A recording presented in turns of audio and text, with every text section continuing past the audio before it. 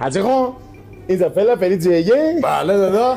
پس تو خیابون جان بازانه؟ دادا شعبه یکمون تو خیابون زیه، شعبه دومون تو خیابون جان بازانه. انشالله شما اولی خیری یه دون چک خوری نمی‌کردی. پیک عربی فرسته خدا. حاجی اینجا فست فودیه؟ نه دادا اینجا آپاراتیه، منم دستگاه بادم. بی بریم اون پشت بادت کنم.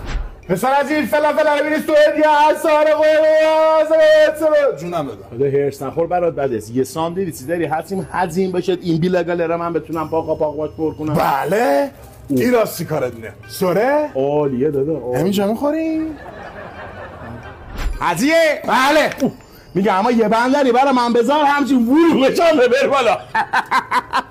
میگه اما این مزاره برای بچه خارات بیا که همچین برای دست بزنه.